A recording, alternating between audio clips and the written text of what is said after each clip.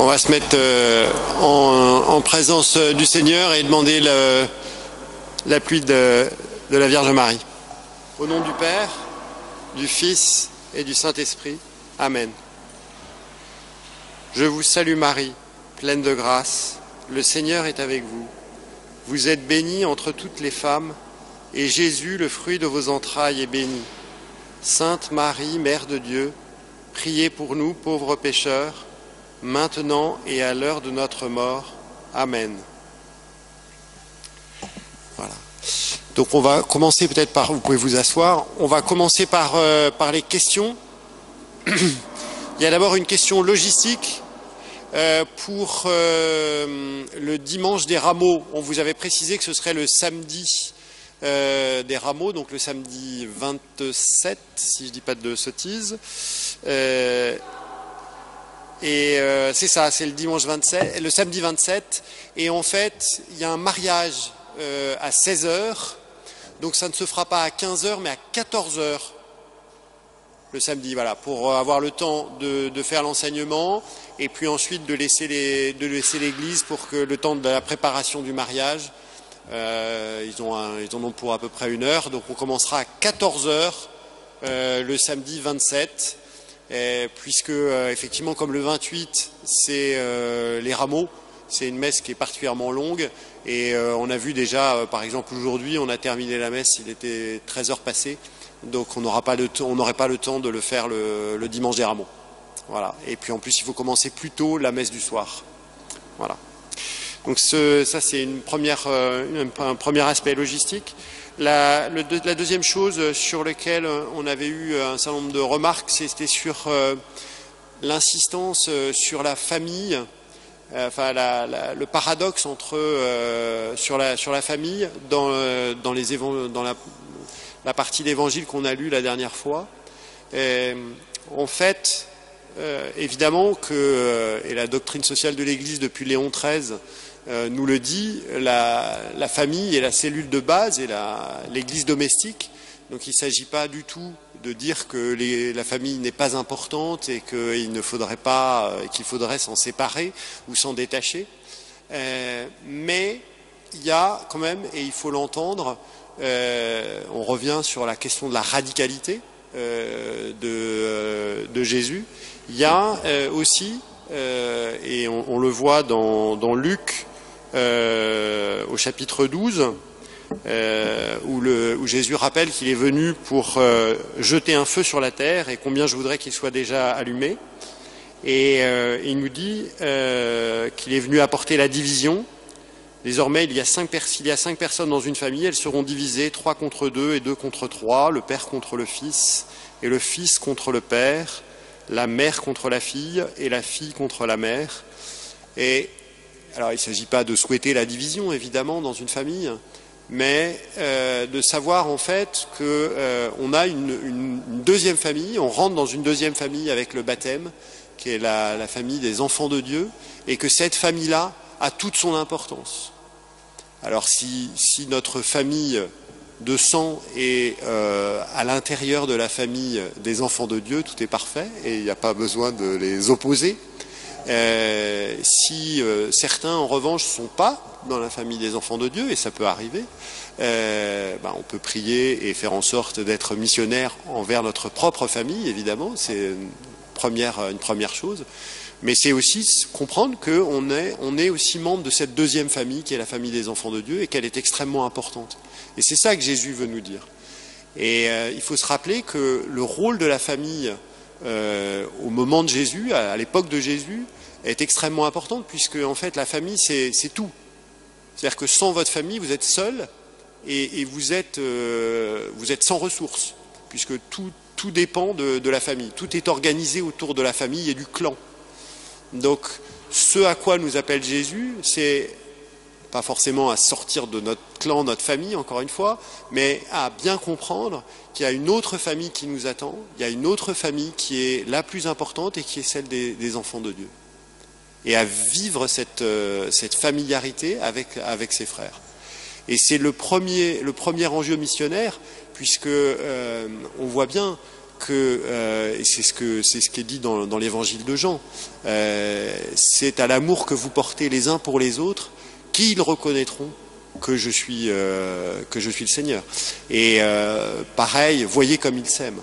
C'est vraiment le témoignage fondamental que nous pouvons apporter en tant que missionnaires pour pouvoir être le plus en vérité dans notre famille chrétienne, à vivre en frères. Donc c'est quelque chose qu'il faut qu'on entende et qu'on vive et qu'on est amené à vivre à Saint-Nizier. Et toujours un peu plus, parce qu'on sait bien qu'il y a encore des choses à parfaire. Voilà. On a encore un peu de temps, puisque le Père Charles n'est pas encore arrivé. Est-ce que vous aviez d'autres éléments qui vous posaient question? Sinon, il y avait un deuxième point qu'on pouvait dire aussi, qui est sur la façon dont vous échangez en petits groupes. C'est extrêmement important, le petit groupe, vous le savez, et parce que ça vient vraiment en complément de ce qui est dit pendant l'enseignement. Et ce qui est intéressant, et à chaque fois on le remet, mais c'est toujours donner des exemples vécus ou observés dans votre propre vie. Il ne s'agit pas, entre guillemets, de refaire le match de ce qui s'est dit pendant l'enseignement ou de compléter l'enseignement, sauf si on a loupé un truc, mais dans ce cas-là, vous nous posez la question, puis on complétera après. Mais avec joie. Mais c'est surtout de pouvoir se dire, voilà, comment est-ce que cet enseignement, cette parole, et surtout et avant tout la parole de Dieu, comment est-ce qu'elle résonne dans ma vie, comment est-ce qu'elle s'inscrit dans ma vie personnelle, et j'en fais témoignage.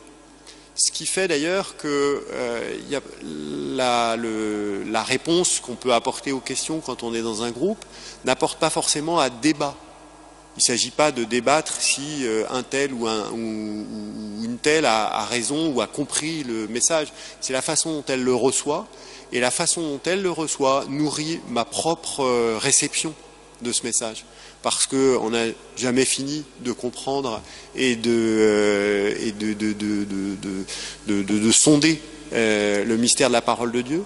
Et donc, l'éclairage de mes frères m'apporte et me permet de toujours mieux comprendre, mais j'ai pas forcément de jugement à proposer ou en tout cas ou de conseils. Ça peut venir dans un deuxième temps éventuellement, mais c'est surtout et avant toute chose bien écouter chacun. Et que chacun puisse faire un témoignage de ce qui vient de sa propre vie. Voilà. Donc ça, je pense que c'est important, parce que sinon on risque effectivement d'avoir des partages qui n'en seront pas, et ce serait dommage.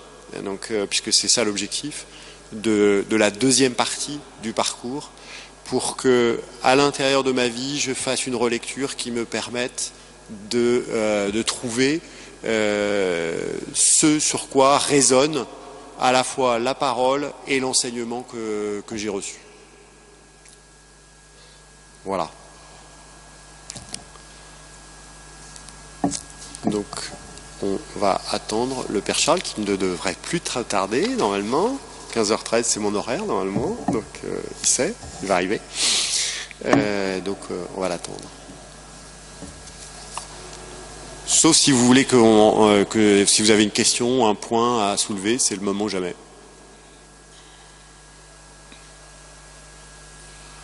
Non? Bon. Alors on va l'attendre.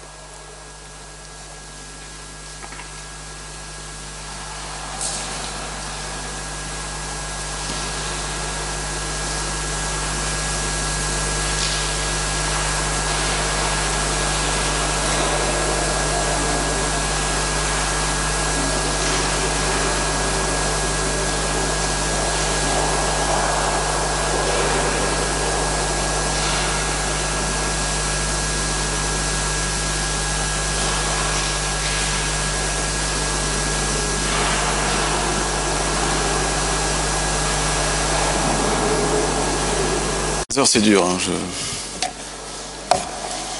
ouais, c'est comme ça. Bon, alors nous allons donc... la section d'aujourd'hui est assez grosse, donc évidemment comme la dernière fois, comme je n'ai que 45 minutes, je ne pourrai pas évidemment traverser tous les versets. Je me concentrerai en gros sur la première grosse moitié de toute la section que nous avons. Voilà, donc la thématique d'aujourd'hui, c'est de la formation à la mission, où Jésus passe de l'appel des apôtres, des disciples plutôt, pas des apôtres, des disciples, à l'envoi. Voilà, et nous verrons que Jean-Baptiste, le Saint Jean-Baptiste, est présenté à nouveau comme le modèle du parfait disciple. Donc vous avez vos feuilles sous les yeux. Bernard, tu peux faire une feuille,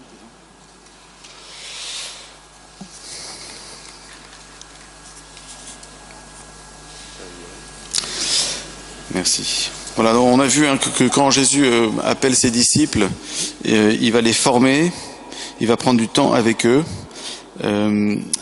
Et comme on l'a vu les dernières fois et qu'on le reverra encore à nouveau, le Seigneur se révèle par étapes et ne révèle pas la même chose à tout le monde.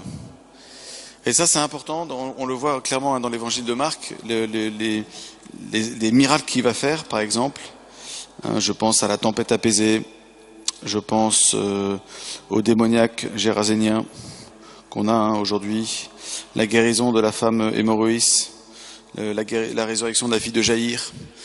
Ce sont des miracles où tout le monde n'assiste pas forcément à ce miracle. C'est-à-dire que Jésus fait des signes pour certains et pas pour d'autres. C'est-à-dire qu'il accomplit des miracles que tout le monde ne verra pas. Ça, c'est un point important qui peut nous surprendre et qui a une application pastorale concrète, notamment dans une paroisse, par exemple.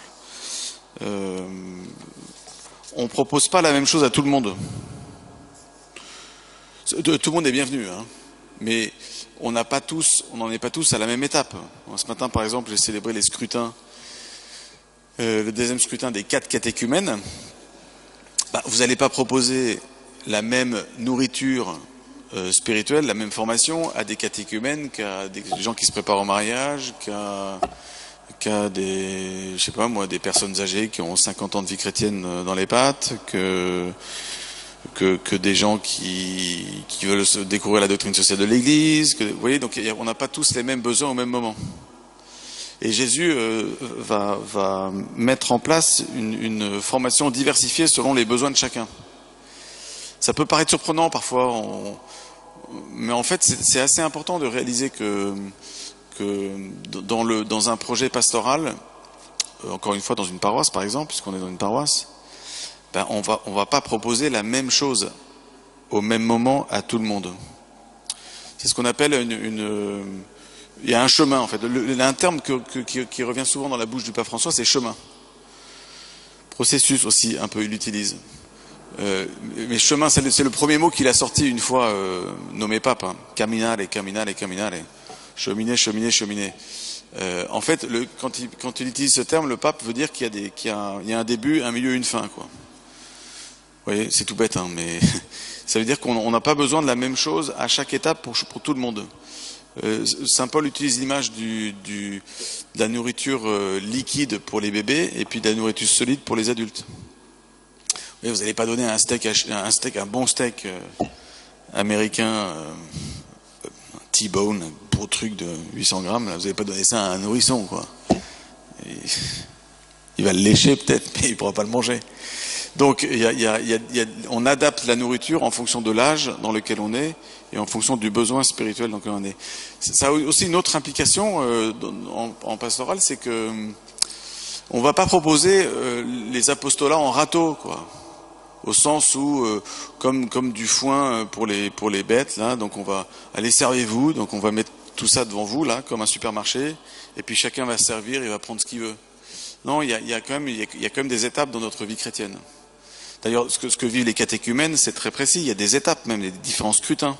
Le deuxième scrutin n'est pas le premier. Il y a un ordre en fait. Oui, il y a un ordre. Et le tout du pasteur, et le tout d'une paroisse, et le tout d'une communauté chrétienne, le tout de parents envers leurs enfants aussi, c'est d'adapter la nourriture en fait en fonction du besoin des personnes. Ça va ? Jésus fait ça. Jésus n'a pas dit allez tout le monde vient et puis je vais vous proposer tous les apostolats pour n'importe qui et puis vous prenez ce que vous voulez. Non, il va révéler ses mystères à certaines personnes et pas d'autres. Et puis pour certaines personnes, il faudra attendre plus tard. Vous voyez, parce qu'on n'a pas aussi la même mission, on n'a pas les mêmes besoins, on n'a pas la même vocation. Donc en fait, quand Jésus forme ses disciples, on voit en fait qu'il y a différents cercles, quoi. Il y a différents. Vous avez les plus proches de chez les proches, même parmi les 12, vous avez 3, Pierre, Jacques et Jean, qui sont vraiment les plus proches des 12. Puis vous avez les 12, puis vous avez les disciples, puis vous avez les juifs, ceux qui croient pas, puis vous avez les païens, la foule, puis vous avez des gens des badauds qui passent, qui s'en fichent, quoi. Donc il y a différents. Et en fonction de la personne qui s'approche du Christ, on va pas donner la même nourriture. Vous n'allez pas parler de la même manière à quelqu'un qui débarque dans la foi qu'à un chartreux qui a 30 ans, 50 ans de vie religieuse. Bon, ça me paraît assez évident. Et du coup, l'art missionnaire et l'art pédagogique de Jésus, c'est d'adapter son discours. Il adapte jamais la vérité. Jésus va pas dire, non, ça on va pas en parler parce que ça va les gêner. Non, mais par contre, il adapte le langage pour que ce qu'il est appelé à révéler puisse parler au cœur des gens. D'où le recours aux paraboles, d'où le recours aux images, pour aborder des choses de façon très concrète, qui parlent à l'esprit humain de façon simple et pour les élever à une révélation toute nouvelle, quoi. Alors, première partie, donc, la mission des 12, il y a une étape prise par Jésus qui est de former, et ensuite il y a une étape qui est d'envoyer en mission. Jésus n'a pas attendu que ses apôtres soient ultra super formés à fond au bout de 3 ans de vie publique pour les envoyer en mission. Vous voyez, il leur a pas dit, on pourrait imaginer ça, que Jésus dise, bon les gars, pendant 3 ans, je vais vous former, ça va être sérieux, vous vous taisez, vous m'écoutez. Après, je vous présente le menu d'emblée, donc après, vous allez voir à la fin, ça va être difficile, mais ça se terminera bien. Donc je vais souffrir, mourir, après je vais ressusciter, et ensuite, vous verrez, je vous enverrai en CDI, et là vous pourrez missionner. Non, Jésus commence par appeler, ensuite il forme, et tout en continuant sa formation, il y a un moment où il commence à les envoyer en mission. Et donc il va y avoir un va-et-vient entre la mission et la formation. Jésus n'a pas attendu qu'ils soient super bien à fond formés, il va, au bout d'un certain temps, il va commencer à les envoyer en mission. Et c'est les passages que nous avons aujourd'hui. Ça ne veut pas dire que la formation s'arrête. C'est toujours ces deux pôles qu'on est tenté parfois d'opposer, qu'il faut toujours garder ensemble. Le ressourcement intérieur, vous y mettez la formation, assister à des enseignements, des topos, des parcours, et ça c'est important. Et puis l'envoi en mission. Les travaux pratiques. Vous voyez, alors, les travaux pratiques, en fait, la mission nous forme aussi. Donc c'est pas d'un côté la formation, de l'autre côté la mission, et puis on va essayer de mettre ça un peu ensemble. En fait, les deux se renvoient l'un à l'autre. Vous verrez si vous êtes bien formé, si vous êtes missionnaire, et vous verrez si vous êtes missionnaire, si vous êtes bien formé. Les deux vont ensemble. Chez le Christ, ça n'a aucun sens d'être formé pour être formé. Et ça n'a aucun sens d'être envoyé en mission simplement pour le plaisir d'être envoyé en mission. Il y a toujours une réception et une donation, quoi. C'est toujours, ça va dans les deux sens. Et vous montez mutuellement en vous appuyant sur les deux marches ou les deux jambes de la formation et de la mission. Toujours, jamais opposé. Le Christ n'oppose jamais formation et mission. Il va jamais dire la formation c'est vraiment pour les plus zélés, mais bon, les autres, vous allez partir en mission, ou l'inverse. Enfin, ça n'a aucun sens, en fait. Je suis le chemin, la vérité et la vie. Il mêle en même temps le chemin qui mène à la vérité, c'est le ressourcement, et qui donne la vie. Jésus a l'art de la formule. Je suis le chemin, la vérité et la vie. Vous avez tout là-dedans. Vous avez et le ressourcement, la vérité qui vous rend libre, et le chemin qui mène vers la vie éternelle et que nous sommes appelés à montrer au monde, quoi. Voilà. Alors Jean-Baptiste a fait ça, lui. Jean-Baptiste, c'est celui qui est ressourcé en Dieu, qui vit dans le désert, qui a une intimité très forte avec le Seigneur. Et en même temps, c'est celui qui montre le chemin. Ça, vous voyez, je pense que vous avez compris, le but du parcours Saint-Marc n'est pas d'assister à des conférences sur Saint-Marc. Vous voyez, ça n'a aucun sens. C'est sympa. Mais c'est une partie du truc, si vous voulez. C'est bien, hein. Mais si ça n'aboutit pas pour vous par un réveil missionnaire, vous allez vous dire j'ai commencé en janvier, je termine en juin, j'ai l'impression d'être un être nouveau, j'ai été saisi par un aspect nouveau du Christ, de la parole de Dieu, de la mission. S'il n'y a pas ça, je regrette, hein, mais vous aurez perdu votre temps. Et vous aurez peut-être rempli votre intelligence de nouvelles choses, ce qui est bien, hein. Mais ça va pas jusqu'au bout, quoi. Vous allez laisser concevoir le Verbe de Dieu en vous et vous n'allez pas l'enfanter. Voici que tu vas concevoir et enfanter un fils. Vous vous souvenez ce que l'ange dit à Marie. Parfois, on laisse concevoir quelque chose en nous et on ne va pas jusqu'au bout de l'enfantement. Jusqu'au bout de l'enfantement, pour le Christ, c'est à la fois cette formation et à la fois cet envoi en mission. Il appelle, il forme, il envoie en mission. Et tout en les envoyant en mission, ils reviennent. On va voir tout à l'heure l'importance du repos, par exemple. Il invite ses disciples à se reposer. Mais tout ça marche ensemble. Si on pouvait davantage intégrer ça au terme de ce parcours Saint-Marc, moi je suis hyper content. Je suis très heureux. C'est vraiment le but. Le but, c'est de devenir ces personnes dont on parle dans l'évangile de Saint-Marc. Nous ne sommes pas des spectateurs dans un match de football. Vous voyez, dans un match de foot, vous avez les 99% des gens qui sont dans les gradins à regarder, à faire des commentaires aussi. On aime beaucoup, hein, faire des commentaires, à manger des pop-corn, à boire sa bière. Mais il y a un moment où il faut quitter les gradins et aller sur la pelouse et jouer le match. Le but du parcours Saint-Marc, c'est de quitter les gradins et d'aller sur la pelouse pour jouer le match. Et des commentateurs de toutes sortes, on n'en a pas besoin. On a besoin de joueurs, pour prendre l'image footballistique. C'est ça qui est important. Sinon on se fait plaisir. Oui. On se fait plaisir, mais en fait, on prend qu'une partie de l'évangile, quoi, et on arrache une page sur deux.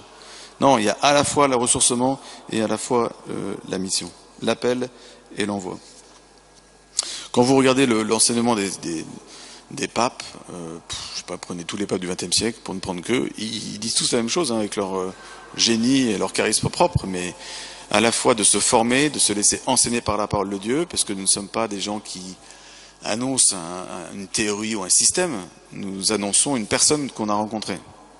Et du coup, quand on l'a rencontrée, quand on aime, on veut connaître davantage. Et plus on connaît, plus on aime. Bon, c'est un peu pareil, quoi. Ça va ? Vous me suivez toujours ou vous dormez ? Non, je vous dormez pas. Alors, quand Jésus envoie, quelques petites caractéristiques. Donc Jésus appelle, il forme et il envoie. Il attend du coup de nous que l'initiative à la fois vient de Dieu et pas de nous. Je suis appelé à ne pas être envoyé moi-même, à pas m'envoyer moi-même, plutôt. Nous voyons qu'à chaque fois que Jésus donne une mission, c'est lui qui est la source de la mission. Et le danger, du coup, on l'a déjà vu plusieurs fois, c'est de s'auto-appeler ou de s'auto-envoyer.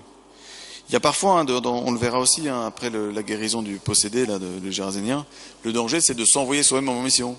Celui qui était délivré, là, après que Jésus a marché sur les eaux, il délivre quelqu'un qui était possédé par un esprit, et le gars dit après, c'est bon, quoi, ça y est, je vais te suivre. Et Jésus dit, non, toi tu restes là où tu es, et rends gloire à Dieu dans ta contrée. Vous voyez, donc, il a été saisi par le Christ, délivré par lui, il se dit, c'est évident, je vais le suivre comme les autres. Non, lui, c'est pas comme ce groupe des disciples ou des apôtres, lui, c'est autrement. On a chacun une mission différente, on a chacun un appel différent. L'important du coup, ce qui est précieux quand on est appelé au lieu de s'appeler, un jour on voit à Hébreux 5.5, Hébreux 5.5 dit que l'appel au sacerdoce n'est pas une dignité qu'on se donne à soi-même, mais on la reçoit de l'appel de Dieu. L'Épître aux Hébreux, c'est une magnifique lettre. du Nouveau Testament sur le sacerdoce du Christ, le Christ comme grand prêtre. Et donc Hébreux 5.5 dit que ce n'est pas un honneur qu'on se donne à soi-même, on reçoit cette vocation de Dieu. C'est pareil pour chacun d'entre nous. Nous recevons, nous sommes appelés à recevoir la mission. Concrètement, ça exige de soumettre ce que l'on fait au regard des autres. Si quelqu'un ne soumet jamais son travail au regard des autres, ça veut dire qu'il s'envoie lui-même. Il est autocéphale. Il est à lui-même sa propre tête. Vous voyez ? Le Christ lui-même, qui est la tête de l'Église, a tout soumis à son Père. Tout. Dans l'Évangile, c'est très fort. Il dit à chaque fois, tout ce que je fais, c'est parce que mon Père m'a demandé de le faire. Tout ce que je vous dis, c'est parce que mon Père m'a demandé de le dire. Donc la soumission de notre vie à quelqu'un d'autre est capitale. C'est important, ça. Quels sont vos lieux de soumission où vous rendez compte de votre vie à quelqu'un d'autre, au regard d'un autre? C'est intéressant, ça. On est tous appelés à ça. Même le pape, il a un père spirituel et il rend compte de sa vie à quelqu'un. Parce qu'il est le pape, il a un confesseur et puis il a un directeur spirituel. Oui, ou un accompagnateur. Mais c'est intéressant. À qui vous rendez compte de votre vie? Ça, c'est l'une des clés, d'un discernement authentique par lequel on est vraiment envoyé et on ne s'envoie pas soi-même.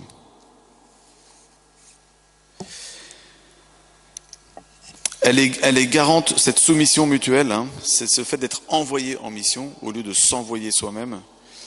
C'est un critère de fécondité, c'est une condition de fécondité. Il y a un proverbe africain qui dit « Si tu veux aller vite, fais-le tout seul. Si tu veux aller loin, faisons-le ensemble. » Je vous répète, si tu veux aller vite, fais-le tout seul. Si tu veux aller loin, faisons-le ensemble. Voilà, ça c'est le génie de la vie communautaire. C'est pour ça que Jésus envoie 2 par 2. Il n'envoie pas tout seul les gens. Il envoie 2 par 2 pour être ensemble, pour se confronter, pour que l'un puisse veiller sur l'autre, pour que l'un peut-être puisse corriger l'autre, et pour ne pas s'approprier aussi la fécondité spirituelle à soi. Il peut toujours y avoir un danger quand on est seul de se dire que je suis un peu le sauveur du monde. Bon, il y a Jésus certes, mais quand même sans moi il serait bien dans l'embarras. Et c'est le danger de s'approprier les fruits qu'on peut voir. Il y a toujours une sagesse à être à plusieurs.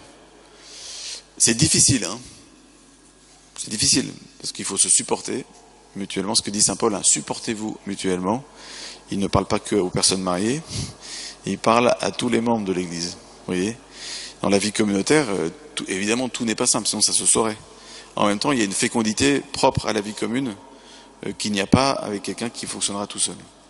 Même le gars super génial arrivera vite à beaucoup de limites et ira beaucoup moins loin que si il vit et il œuvre et il prie avec d'autres. Donc, la vie commune nous garde aussi de nous approprier nos apostolats, de nous approprier les fruits que nous voyons, de nous approprier le champ de la mission. Du coup, c'est important aussi d'être envoyé en mission. Le fait d'être envoyé en mission, ça sécurise. Et c'est bien aussi. Vous voyez, ça permet c'est apaisant de ne pas s'être envoyé soi-même. C'est apaisant pour nous, par exemple, prêtres, d'avoir la nomination de l'évêque. C'est l'évêque qui m'envoie. C'est pas ma mission à moi. Alors, il peut y avoir un danger parfois de se faire sa mission à soi. Mais qui guette tout le monde, toute personne humaine. On est toujours tenté de tirer la couverture de son côté et puis mais le fait justement de vivre l'obéissance et de rapporter notre mission à un autre qui a un regard sur nous et qui nous envoie, nous permet de rester dans la paix. C'est pacifiant en fait d'obéir. Pacifiant. Si j'obéis pas, je vais faire mon propre business et je ne serai pas heureux en fait. Il y a un moment où je vais tourner en rond. Il vaut mieux faire moins de choses dans l'obéissance que plus de choses par soi-même. Et c'est toujours un critère pacifiant et un critère de fécondité.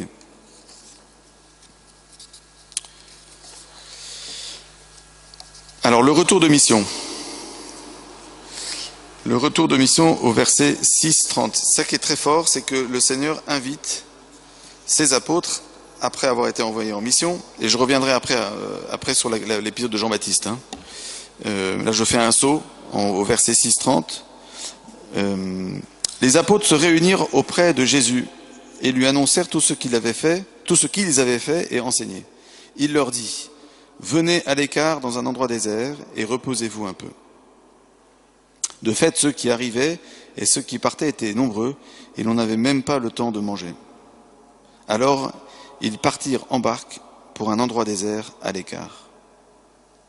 Les gens les virent s'éloigner et beaucoup comprirent leur intention. Voyez ? Donc ça, c'est l'importance du repos et de l'importance de se poser. Ça, ce verset-là est un rempart contre ce qu'on appelle l'activisme. Même Jésus, lui-même, le Fils de Dieu et Fils de l'homme, a eu besoin de se reposer. Et il a éduqué ses apôtres aussi à se reposer. Et alors, on vit dans un monde qui n'aime pas toujours le repos. Le repos, c'est pas la même chose que la distraction ou le divertissement. Hein. Le repos, c'est pas forcément enfin le week-end. Là, il s'agit d'un repos, alors qui passe par un repos évidemment physique, hein, humain. Il faut dormir, se détendre. Il faut pouvoir décrocher ainsi un peu de ton travail. Il faut mais le repos dont parle le Christ ici, dont parle l'Évangile, c'est un repos qui élève le cœur vers Dieu. Ça ne veut pas dire qu'on va prier des Je vous salue Marie et des chapelets pendant qu'on se repose. Hein. Quand vous vous reposez avec votre femme, votre mari, c'est bon, reposez-vous, quoi. On va se reposer entre prêtres, on va pas prier le bréviaire pendant 5 heures. Hein. On va le prier, mais on va faire autre chose aussi. On peut se regarder un film, on peut se prendre un bon repas, un bon café, je sais pas. Aller en montagne. Mais ce qui est important, c'est de discerner, est-ce que je me repose, est-ce que le repos que je prends est un véritable repos ou une fuite ou une parenthèse par laquelle je fuis ma vie ou ma vocation. C'est délicat, hein, parce qu'il peut y avoir plusieurs raisons pour lesquelles on est fatigué. En tout cas, c'est important de voir que les apôtres eux-mêmes étaient fatigués. Et Jésus aussi était fatigué. Dans l'évangile de la Samaritaine, en Jean 4, l'évangile dit que Jésus était fatigué au bord du puits. Fatigué. Et c'est là qu'il dit, donne-moi à boire. Il fait chaud en plus. C'est au zénith, hein, en pleine chaleur. Donc c'est beau de voir que Jésus est fatigué. Jésus a eu besoin de dormir. Vous vous souvenez de l'épisode où Jésus dort dans la barque? Il n'est pas dit qu'il faisait semblant de faire une sieste. Il dort. S'il dort, c'est qu'il a besoin de dormir. Vous voyez? Donc c'est important pour nous d'entendre l'appel du Seigneur à nous reposer, à ne pas rester prisonniers de nos activités ou de notre activisme. Ça nous permet aussi de lâcher prise. Vous voyez, de lâcher prise. D'abord, il y a un fondement biblique au repos, comme vous savez, hein, c'est que le 7e jour, Dieu lui-même s'est reposé. Hein, donc c'est en Genèse 1 et 2. Si Dieu lui-même s'est reposé, c'est pas parce qu'il était fatigué, mais c'est parce qu'il a contemplé l'œuvre qu'il avait faite. Et c'est reposant, ça. Saint Thomas d'Aquin, quand il parle des différentes étapes de l'acte libre, je ne vais pas toutes les refaire, hein, mais à la fin, il parle de la fruitio.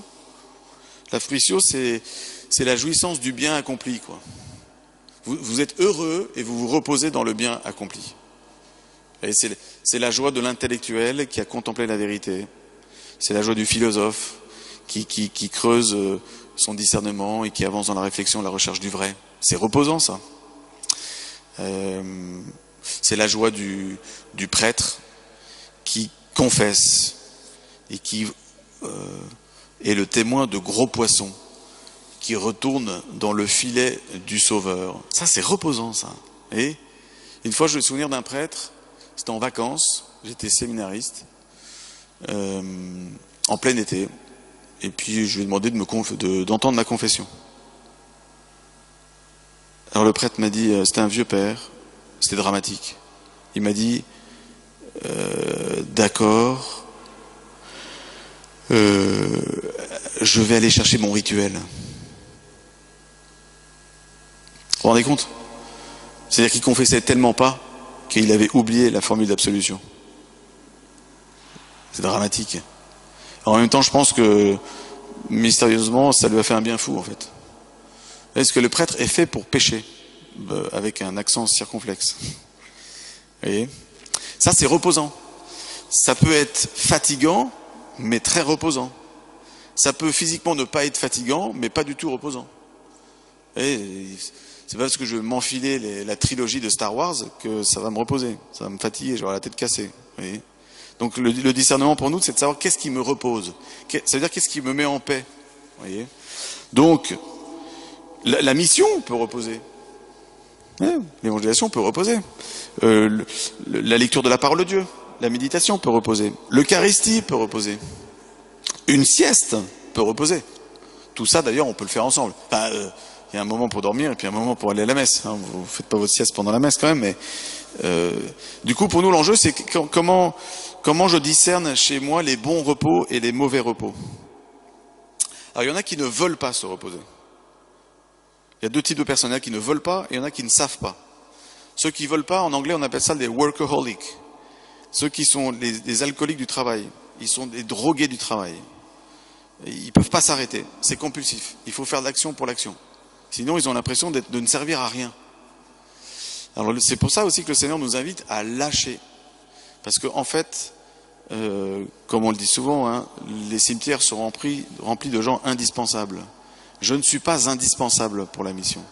Vous vous souvenez hein, ce que le Seigneur dit, hein, je ne suis qu'un serviteur non nécessaire. C'est pas inutile. À mon avis, la traduction, l'ancienne traduction est pas très bonne, quoi. Je ne suis qu'un serviteur inutile, j'ai fait que mon devoir. En fait, je pense qu'il vaut mieux dire je suis un serviteur non nécessaire, au sens où je suis remplaçable. Je suis remplaçable. Et c'est toujours une épreuve d'être remplacé. Et en même temps, c'est apaisant. Jean-Baptiste est l'exemple même du gars qui s'est préparé à être remplacé. Et ça, parce que sa vie elle-même, sa mission elle-même, c'est de désigner un remplaçant. Il a passé sa vie à montrer un autre que lui-même. C'est fort ça. C'est pour ça que Jean-Baptiste nous est donné comme le parfait disciple, le modèle du parfait disciple. Donc, il y a une vertu à la détente, à la saine détente, au bon repos. Ça s'appelle l'eutrapelie. Je ne sais pas si vous connaissez ça. L'eutrapelie, en un seul mot, E-U-T-R-A-P-E-L-I-E. Une vertu, l'eutrapelia en grec, hein, c'est le bon repos, la bonne détente. Vous voyez, il faut pouvoir apprendre à se détendre. Parfois, il y a des gens qui peuvent vous faire scrupuler parce que vous vous détendez. Vous voyez, ça peut arriver même entre prêtres. Pas ici. Je parle pas d'ici. Hein, si tout va bien. Mais parfois, vous avez... Non, mais en vrai, j'ai connu des prêtres. Ils sont... Enfin, je ne sais pas ici. Hein, c'est même un autre diocèse. Vous inquiétez pas, c'est très loin d'ici. Mais un prêtre, alors, il ira au paradis. Ça, c'est clairement avant moi. Il n'y a pas de doute. Mais il y a un côté un peu fatigant, quoi. Il y a une expression en anglais qui dit quand vous êtes dans la même pièce que lui, il vous vide tout l'oxygène de la pièce. Tellement il est tendant. Il s'arrête jamais, quoi. Puis quand on veut se détendre, tout de suite, c'est est-ce que c'est juste? On va prendre un petit cognac. Oh, est-ce que c'est juste? On va au cinoche. Oh, est-ce que c'est juste? Insupportable. Il faut pouvoir se détendre. Vous voyez, le pape Benoît XVI fait du piano, il se détend. Le pape Jean-Paul II faisait du ski, comme pape. Vous voyez, bon, pas tout le temps, hein. Assez rarement en fait, mais il écrivait des pièces de théâtre, il lisait. Se reposer en Dieu, ça ne veut pas forcément faire une activité catho. Vous voyez, on peut se détendre, prendre un bon temps de vacances. C'est précieux ça, c'est important. Il n'y a pas de problème à se reposer. Il y a même une vertu divine à arrêter son travail. Du coup, ça dépend des personnes. Alors, il y a des personnes, ils ont vous voyez comme on dit en français, un baobab dans la main. Donc ça, eux, c'est plutôt des drogués du repos, quoi. Donc il faudrait faire autre chose. Mais il faut se connaître. Mais il y a des personnes qui ont du mal à arrêter. Et puis on est tellement sollicité par nos mails, nos téléphones, nos coups de fil, et puis si on répond pas dans les 5 minutes, on va culpabiliser, etc. Que l'enjeu du repos est d'autant plus compliqué. Comment vous reposez le soir? Je sais pas, je donne simplement des idées. Hein. On dit souvent que regarder les écrans jusque tard le soir, c'est le meilleur moyen pour pas dormir, ou avoir une difficulté à s'endormir. Si vous êtes marié, vous êtes marié avec une personne humaine, pas avec un téléphone. Vous voyez, donc il vaut mieux regarder sa femme ou son mari et lui parler plutôt que de parler à son WhatsApp. L'importance de la vie commune. Est-ce que mes moyens de repos mettent un obstacle pour que j'accomplisse sainement ma vocation. Le repos n'est pas un tiroir dans lequel on va complètement faire abstraction de sa vie. Vous voyez, je suis appelé à être prêtre dans tout ce que je fais, même quand je me repose. Vous êtes mari et femme et parents dans tout ce que vous faites, même quand vous vous reposez. Vous voyez, le repos n'est pas une exception à ce à quoi on est appelé. Le véritable repos nous conduit, nous rapproche en fait de Dieu. Je répète, ça ne veut pas dire qu'il faut faire des prières quand on se repose. Enfin, vous pouvez prier aussi en vous reposant, mais il y a pas de Dieu n'est pas triste quand vous faites des choses simplement humaines. Vous voyez, nous sommes des êtres humains, on a besoin de vivre des choses, des activités proprement humaines qui nous consolent, qui nous apaisent, qui nous réjouissent, qui nous rejoignent, Vous voyez, ça c'est important. Une vie équilibrée, quoi. Alors ceux qui ne savent pas comment se reposer, il y en a qui ne veulent pas, et puis il y en a qui ne savent pas. Bon, donc demandez de l'aide. Vous voyez, votre mari, votre femme, un accompagnateur ou un confesseur, je sais pas, mais n'y voyez pas en tout cas quelque chose d'optionnel. Ça fait partie de la formation à la mission, puisque le Seigneur en parle. Et il leur dit, venez, on va se mettre à l'écart, parce qu'il faut qu'on se repose. Vous voyez, repose aussi, encore une fois, comme je disais, dans la prière, en Dieu, mais ça c'est vraiment quelque chose d'important. Je vous cite le pape François dans son homélie du Jeudi Saint 2015. Ayons bien présent à l'esprit qu'une clé de la fécondité sacerdotale, il parle aux prêtres, mais je pense que c'est valable pour tout le monde. Ayons bien à l'esprit qu'une clé de la fécondité sacerdotale se trouve dans la manière dont nous nous reposons. Vous voyez, dans la manière dont nous nous reposons, dont nous sentons que le Seigneur s'occupe de notre fatigue. L'Esprit Saint est-il vraiment pour moi repos dans la fatigue, ou seulement celui qui me fait travailler? Et voilà.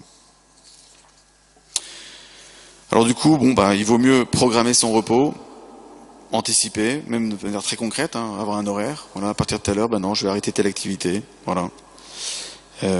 Du sport, ça peut aider. Le travail manuel pour d'autres. Il y en a d'autres qui se reposeront plus dans une certaine solitude. Pas un isolement, mais une certaine solitude, la lecture d'un livre, etc. D'autres qui vont plus se reposer dans les relations avec les autres. C'est la différence entre les introvertis et les extravertis. Il n'y a pas une posture qui est meilleure ou moins bonne qu'une autre. Mais on a des lieux de repos différents. Vous voyez, Benoît XVI, c'est quelqu'un qui se repose plus, c'est plus un introverti, Benoît XVI. Il se repose plus dans la solitude, la lecture, la contemplation. Jean-Paul II, qui était aussi un très grand contemplatif, un mystique, se reposait davantage dans la relation autrui. Il était galvanisé par les foules. Jean-Paul II, il organisait plein de groupes, des rencontres. Vous voyez, on a différents canaux de repos. On n'est pas tous faits de la même manière, heureusement. L'importance des amis, c'est très important. Pour tous les états de vie, c'est important d'avoir des amis. Pour nous, prêtres, c'est essentiel d'avoir des amis. Vous voyez, Jésus avait des amis. Il y avait des gens dont il était plus proche que d'autres. Dans l'Évangile, il dit que Lazare et les sœurs de Lazare, Marthe et Marie, étaient les amis de Jésus. À tel point qu'il a pleuré lorsque Lazare, son ami, Lazare, ton ami, est mort. Vous voyez, donc c'est beau de voir qu'aussi le Seigneur lui-même avait des amitiés aussi fortes. Voilà, donc je passe. Alors, je passe à Jean-Baptiste, mais je terminerai par ce point. Dans le récit là des chapitres 4, 5, 6, on a en fait l'envoi en mission, l'affaire de Jean-Baptiste, et ensuite le retour de mission, avec le repos dont je vous ai parlé. Dans l'évangile de Saint Matthieu, c'est différent. Vous avez des consignes que Jésus donne. Faites attention quand vous êtes en mission, ne portez pas de double tunique, de machin, de trucs, de bâtons. Il y a différents trucs, vous allez rencontrer l'opposition. Donc il les coach d'une certaine manière en disant « je vous préviens, ça va être difficile et je vous fais une liste d'objections ou de contradictions que vous allez devoir affronter ». Dans l'évangile de Saint Marc, il n'y a pas trop ça. C'est pas trop une liste de recommandations que Jésus fait. Il y a simplement Jean-Baptiste et la décapitation de Jean-Baptiste. Comme si Saint Marc voulait dire, en fait, quand Jésus appelle et qu'il envoie en mission, en fait, on va devoir suivre le sort qu'a subi Jean-Baptiste, c'est-à-dire la contradiction. Donc au lieu de faire une liste de recommandations et de mise en garde, l'évangile de saint Marc dit, je vais vous montrer le visage de Jean-Baptiste. Et vous allez comprendre que celui qui veut suivre le Christ doit suivre aussi le chemin de la passion. Donc vous avez deux méthodes. Matthieu, c'est les recommandations. Saint Marc, c'est plutôt le visage. Le visage de Jean-Baptiste qui vaut plus que tous les messages. Alors Jean-Baptiste, c'est le portrait du missionnaire parfait, entre guillemets. Il est le portrait du Christ, en fait. Quand vous regardez Jean-Baptiste, vous regardez le Christ missionnaire. D'abord parce que Jean-Baptiste est comme Jésus. C'est saisissant de voir que dans l'évangile de saint Marc, les parallèles qu'il y a lorsque saint Marc parle de Jean-Baptiste et lorsqu'il parle du Christ. Je vais vous donner quelques exemples. En Marc 6, 17, c'était lui, Hérode, qui avait envoyé arrêter Jean et lié en prison. Et Marc 14, 1, la Pâque et les azymes allaient avoir lieu dans 2 jours, et les grands prêtres et les scribes cherchaient comment arrêter Jésus par ruse pour le tuer. Donc il y a beaucoup de parallèles en fait dans l'évangile de saint Marc entre Jean-Baptiste et Jésus, même dans la manière, dans le vocabulaire utilisé. Ou Marc 6 et Marc 15. Et aussitôt le matin, les grands prêtres préparèrent un conseil avec les anciens, les scribes et tout le Sanhédrin. Puis, après avoir lié Jésus, ils l'emmenèrent et le livrèrent à Pilate. On retrouve ce vocabulaire utilisé pour Jean-Baptiste. Marc 6, pareil, Hérodiade voulait le tuer. Et Marc 14, les grands prêtres cherchaient comment arrêter par ruse pour le tuer. Là, il s'agit du Christ. Le verbe tuer se retrouve à la fois pour Jean-Baptiste et pour Jésus. Marc 6, 20, une occasion, quand Hérode, à l'anniversaire de sa naissance, fit un banquet. Et Marc 14, à cette nouvelle, ils se réjouirent et ils promirent de lui donner de l'argent et ils cherchaient une occasion favorable pour le livrer. Dans les deux cas, on cherche une occasion, un traquenard pour soit piéger Jean-Baptiste, soit piéger Jésus. La figure du repas pascal va jusque dans le plat. Vous vous souvenez, on va présenter la tête de Jean-Baptiste sur un plat. C'est une figure alimentaire de repas qui va faire écho à l'agneau pascal qui va être présenté sur le plat divin, quoi. Donc Jean-Baptiste, même dans sa mort, est vraiment une anticipation de l'agneau pascal. Marc 6, 29, les disciples de Jean vinrent prendre son cadavre et le déposèrent dans un tombeau. Marc 15, informé par le centurion, il octroya le corps, le cadavre, à Joseph. Celui-ci, ayant acheté un linceul, descendit Jésus, l'enveloppa dans le linceul et le déposa dans une tombe. Vous voyez, donc volontairement dans l'évangile de Marc, Jean-Baptiste et Jésus sont vraiment mis en parallèle. Jean-Baptiste aussi a le même message que Jésus. C'est un message d'alliance, d'épousailles. Jésus, à Cana, se présente comme celui qui est le nouvel époux. Jean-Baptiste, lui, est mort au nom des épousailles, du mystère des épousailles. En l'occurrence, il est mort pour avoir défendu la dignité du mariage. Vous voyez, c'est quelque chose de fort, ça. Jean-Baptiste, je pensais souvent à Jean-Baptiste pendant les controverses en France, il y a quelques années, sur le mariage. Jean-Baptiste a été décapité pour avoir défendu la dignité du mariage. Il n'a pas défendu directement la divinité du Christ, par exemple, comme d'autres martyrs. Lui, il a défendu la dignité du mariage. Tu n'as pas le droit de prendre l'épouse de ton frère. Et ça n'a pas plu à Hérode. Vous voyez ? Donc c'est important de voir aussi l'actualité de Jean-Baptiste. La force, c'est vraiment un témoin des nouvelles noces. Il est vraiment celui qui va, comme le Christ, annoncer une nouvelle alliance. Vous voyez, priez Jean-Baptiste pour les fiancés devraient prier à fond Jean-Baptiste, par exemple, je trouve. C'est vraiment c'est le saint du mariage, quoi. Il avait un tel amour des noces, du mariage, de la beauté du mariage, qu'il en est mort. Il en a, sans mauvais jeu de mots, perdu la tête.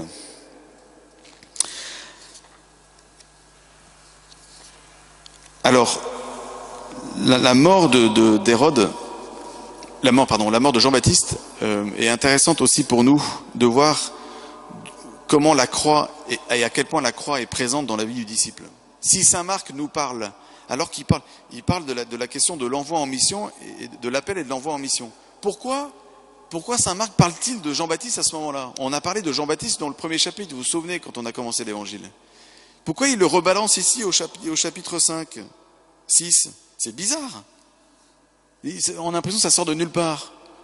Il est question de l'appel des disciples, de la formation, de l'envoi. Ensuite, boum, Jean-Baptiste, sa décapitation. Et ensuite, on revient sur le retour le retour des apôtres qui vont se reposer. Ça montre quoi? Ça montre que dans l'envoi missionnaire, on est confronté au mystère de la croix, d'où l'importance de rappeler l'épisode de Jean-Baptiste à ce moment-là et pas tout au début de l'évangile. La manière dont la décapitation se fait, la mort, l'exécution de Jean-Baptiste se fait, et les conditions de la trahison, en fait, par Hérode, sont assez saisissantes pour nous, voyez. Le contraste qu'il y a entre Hérode, qui est une espèce de lâche, ce qu'il avait bien vu que Jean-Baptiste, il était quand même saisi, fasciné, dit l'évangile, par Jean-Baptiste. Mais il va invoquer une pseudo-vertu pour faire décapiter Jean-Baptiste. Il dit, mais non, mais moi j'ai donné ma parole. J'ai dit à Hérodiade que je lui donnerai même jusqu'à la moitié de mon royaume s'il le faut. Je ne vais pas reprendre ma parole. Donc Hérode a l'ironie sordide d'invoquer une pseudo-vertu pour cautionner son meurtre. Et c'est intéressant de voir que les péchés en appellent d'autres. Les péchés en appellent d'autres. David, le roi David, il commence par un péché d'adultère, et puis après, qu'est-ce qu'il va faire? Il va tuer Uri, le Hittite. Donc vous avez commencé par l'adultère, et puis hop, après c'est le meurtre. Vous voyez, les péchés s'enfantent les uns les autres. Vous prenez un péché, l'un des 7 péchés capitaux, et puis rapidement vous allez voir que les autres vont venir avec. Et c'est souvent comme ça que ça se passe. Bon, là on a un exemple avec Hérode. Hérode est un traître, un lâche, il va devenir menteur, il va même oser invoquer une pseudo-vertu pour justifier son meurtre. Donc lâche, menteur, pour finir comme meurtrier. En fait, il y a un gros contraste effectivement entre Jean-Baptiste et Jésus, et Hérode. Hérode qui n'a aucun désir, par exemple. Il sait pas, donc il va demander à Hérodiade, là, et la fille d'Hérodiade, qu'est-ce que vous voulez? Il a rien dans le ventre, vous voyez. On le présente de façon comme si c'était un homme très raffiné, vous voyez, avec des beaux costumes, mais en fait c'est un monstre, ce Hérode. Alors que de façon extérieure, Jean-Baptiste, il y a un côté un peu, pas monstrueux, mais un côté un peu pas très appétissant, quoi. Avec son costume de poil de chameau et ses sauterelles qui mangeaient un peu de miel, il n'est pas très attractif quand même. Enfin, Hérode, de façon extérieure, a quand même plus de classe que Jean-Baptiste. Alors qu'en fait, celui qui a le plus de délicatesse, évidemment, qui a plus de sainteté dans son cœur, et plus d'amour, pour le mariage, pour les noces, évidemment, c'est Jean-Baptiste. Donc du coup, c'est un appel pour nous à ne pas nous arrêter à des faux critères. Des faux critères. Les critères notamment de l'apparence, à quoi il ressemble. En fait, Jean-Baptiste nous pousse à entrer dans une relation personnelle avec le Maître, avec Jésus, avec l'agneau de Dieu, et être un homme de désir. Jean-Baptiste, c'est quelqu'un qui avait un désir dingue. C'était un homme qui était passionné, Jean-Baptiste. Je pense que Jean-Baptiste et Saint Paul se seraient bien entendus. Il y a un côté un peu sans demi-mesure chez ces deux hommes. Vous voyez, il y a un côté je fais pas trop attention à mon look extérieur, à ce que les gens vont penser de moi, parce qu'il y a un attachement profond au Christ qui fait que il sait très bien que le Christ ne regarde pas l'apparence, mais regarde le fond du cœur. Voilà. On va demander au Seigneur, par cette lecture de l'Évangile, de recevoir les enseignements de l'Évangile de saint Marc que nous avons traversé aujourd'hui, d'entendre le Christ qui nous appelle, d'entendre le Christ qui nous envoie en mission, de recevoir la dimension pacifiante d'être envoyé en mission, de voir que la mission rencontrera l'opposition, et du coup de recevoir Jean-Baptiste comme un compagnon dans la mission, de recevoir Jean-Baptiste comme celui qui a un amour intense pour ses nouvelles noces, hein, son amour du mariage, son amour du Christ qui vient se livrer à nous comme le nouvel époux. C'est un amoureux du Christ et de l'Église, Jean-Baptiste. Avec sa fougue, sa passion, on peut demander, durant ce parcours Saint-Marc, d'être passionné comme Jean-Baptiste. Alors une espèce de niaque, yeah, qui vous prend dans les tripes, vous voyez, quel que soit votre âge. Quel que soit votre âge. Souvenez-vous de la prophétesse Anne, de 84 ans, dont on a entendu parler pendant le temps de Noël, qui, une fois après avoir vu et pris Jésus dans ses bras, elle l'évangélise, dit l'Évangile. Elle raconte à tout le monde dans Jérusalem les merveilles du Christ. Elle a 84 ans quand même. On pourrait se dire, bon, bah, c'est bon, elle peut aller se reposer. Mais non, elle évangélise, vous voyez. Donc il y a un désir, un feu qui brûle dans le cœur de Jean-Baptiste et de tous ceux qui ont vu le Christ et qui est assez saisissant. Voilà. Et puis Jean-Baptiste qui nous montre aussi à l'école de Saint-Marc que on ne peut pas suivre le Christ sans embrasser d'une manière ou d'une autre la croix et d'affronter les épreuves. Vous voyez. Ce matin, pendant l'évangile, pendant la cérémonie des scrutins, la célébration des deuxième scrutins pour les catéchumènes, on a pris l'évangile de l'aveugle-né. L'aveugle-né, c'est étonnant de voir dans son parcours spirituel, c'est très très beau, hein, c'est très fort dans cet évangile, à quel point il a rencontré l'opposition des Juifs, de ses propres parents. Voilà. Encore une fois, l'évangile de Saint Marc nous montre, hein, que quand on veut suivre Jésus, on va devoir suivre tout Jésus, pas seulement une partie de Jésus. Et tout Jésus, ça comprend aussi ses souffrances, sa mort sur la croix, sa descente au séjour des morts et sa résurrection et son ascension. Voilà. Merci beaucoup.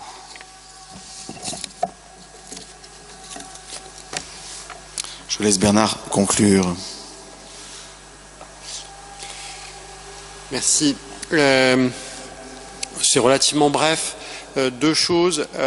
Donc la première, vous verrez pour les questions pour l'enseignement suivant. On a à peine fini le premier, qu'on pense déjà au suivant. Il est indiqué qu'il y a un plan qui est joint. Il n'est pas joint là pour le moment, mais on va vous le donner, on le déposera sur le site. Hein, pour ceux qui ont du mal, vous pouvez nous contacter avec Martine et moi, mais on mettra le plan sur le site, hein, pour relever la fréquence du mot pain de 6,30 à 8,30. C'est un détail, mais comme ça, vous le savez, on va vous le mettre. Et puis sur les questions, donc ceux qui sont en groupe, vous pouvez le faire aux 4. Il y a un certain nombre de points qui sont en complément de l'enseignement d'aujourd'hui, mais qui sont bien dans la partie d'évangile qu'on a lu. Et puis pour le reste, vous avez tout sur la feuille. Merci.